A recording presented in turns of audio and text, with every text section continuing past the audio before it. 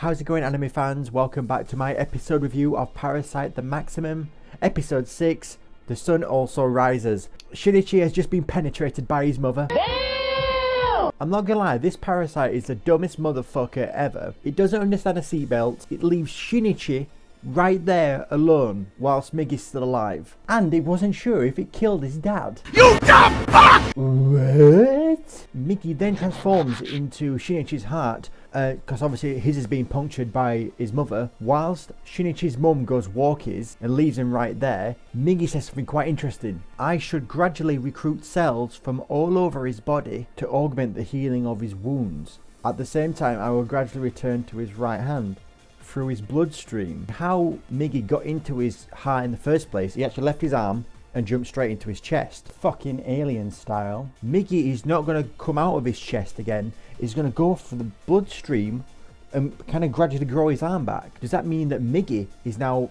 essentially taking more control of his body? This is a funny scene. Murano then goes on talking about how much she was a dick tease practically to Izumi after he did say, "Come on, stop at my house." And she's getting all blushed because she knows she could have had a bit of D that night. So Miggy's looking for water and sugar, and then he goes back, and then I literally thought this. I thought he was putting his dick in his mouth and then letting him suck him off. Obviously I figured out that couldn't be right, so that seems a bit weird, inappropriate. So I'm going to assume what Miggy did is he gave him the nutrients from the water and sugar just to give him a bit more energy. Miggy, what are you doing? Don't worry, this works for the both of us.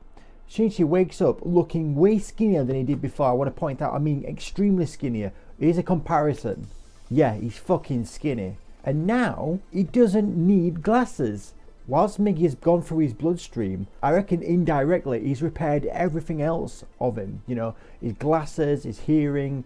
He's made him a fucking superhuman. And obviously now he's got a fucking massive gaping scar in the middle of his chest, which looks pretty badass in my opinion. Shinichi then goes on this boat to get to this hospital to see his dad, and then all of a sudden this fucking girl comes up to him and goes, "Excuse me, you look troubled." Do you know what I would have said? Keep your fucking nose out, you don't understand shit. I've got a massive scar on my chest, and I've got a fucking tentacle hand and I'm not afraid to use it, you bitch. The scene now cuts back to his dad talking to the doctor and the FBI agents, and they're basically just convincing him that it was a concussion and all the things he saw wasn't real. Which is, to be fair, that's quite a believable thing. I think one of the coolest scenes in this is where Miggy and Shinichi are talking to each other, and Miggy tells him a secret, and this secret is something's changed now thanks to Miggy fixing his body. He says, "I now sleep for 4 hours a day." Miggy says, "It isn't like it was before. If I was to sense him a parasite, he would awake.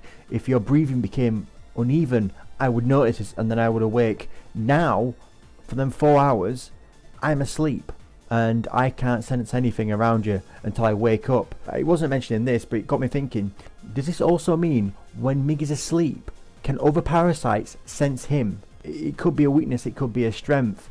Shinichi was outside the hotel where he slept, and all of a sudden Makiko, the girl from the fucking boat, says to him, "Have you got a girlfriend?" This girl is so fucking nosy, and I can already see bad things happening to her in the future. All of a sudden, Miggy informs Shinichi to let him know that there's a parasite 300 meters away. Then Shinichi turns into a Kenyan Olympian and just runs like the fucking wind to the beach. And then all of a sudden, it turns into fucking Michael Jordan and leaps over like it looks like a 12 feet high wall. He then encountered the parasite just before the episode ended, and it wasn't the parasite what killed his mother because it looked more male. But while Shinichi was chasing towards the parasite, Miggy was trying to tell him something quite important about himself and what's changed.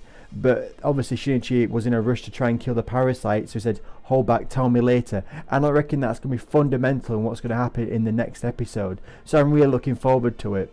If you like what you saw, please give me another like. I really much appreciate it. And leave your comments below on what you thought. What things do you want me to talk about in the next episode? And yeah, thank you very much for watching, guys, and I'll speak to you all soon.